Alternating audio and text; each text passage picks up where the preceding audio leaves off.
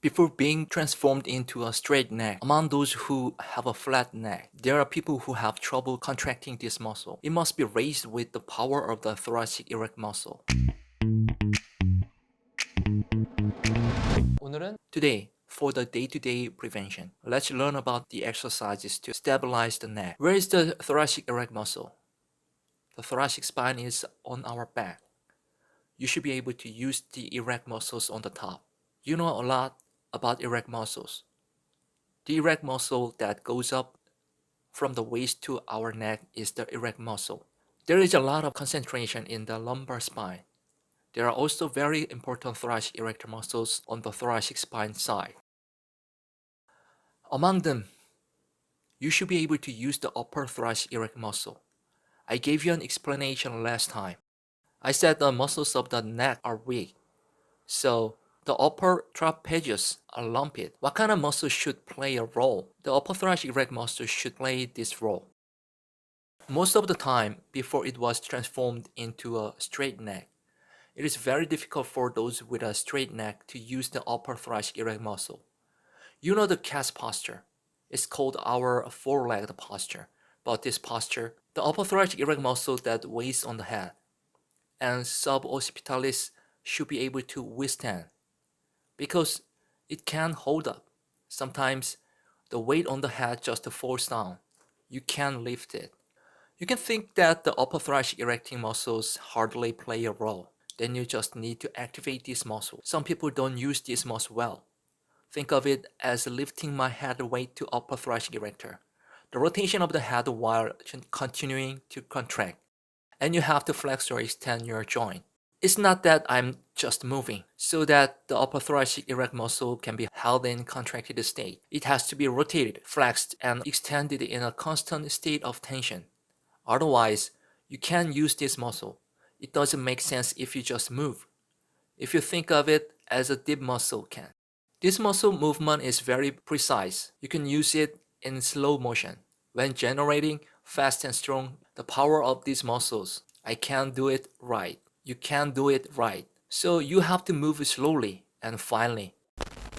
Let me explain about movement. First of all, get down on your knees and sit on the floor and put your elbows on the floor. I'm putting my forehead on the floor.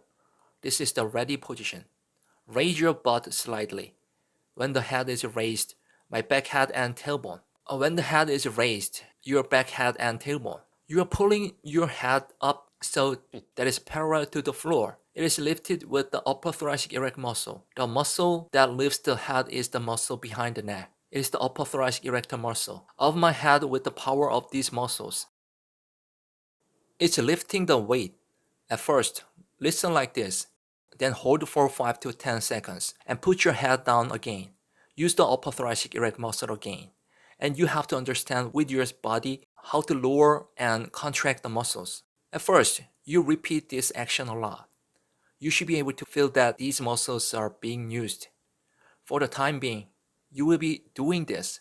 When I said I could use this muscle well, head rotation and flexion, you're doing a reclining extended motion.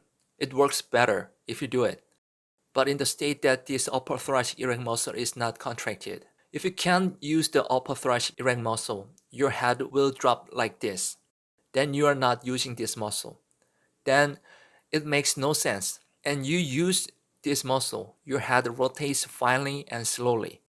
And it rotates to the other side again. It's getting off again.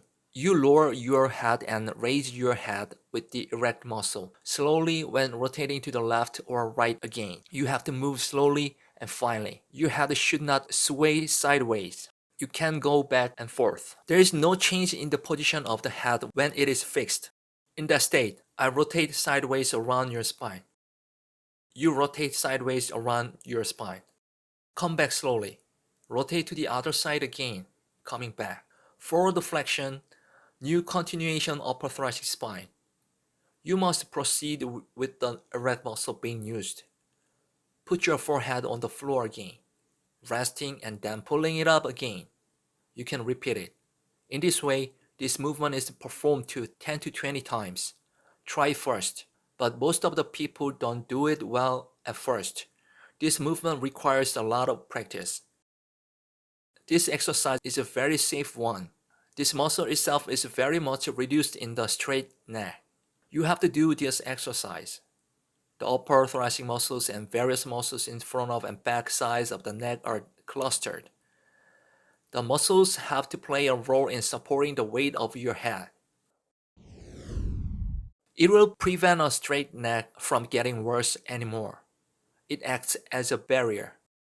Because some muscles lose their function, because other muscle functions play more of a role. Neck muscle pains due to accumulated fatigue. You couldn't bear the pain, so it can be transformed. You can think of your muscles as having declined in function. The straight neck function is very much influenced by the upper thoracic erect muscle. That's why you have to keep doing it. Not an unreasonable exercise like running strong and holding a big barbell.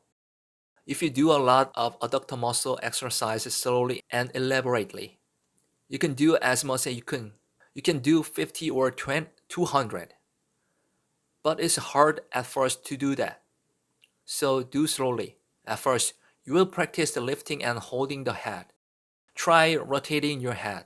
It is important to gradually increase the number. It doesn't just mean that you just work out. That doesn't mean it. While using the upper thoracic erect muscle, you need to exercise. Let's learn about exercise that can stabilize both sides and back next time.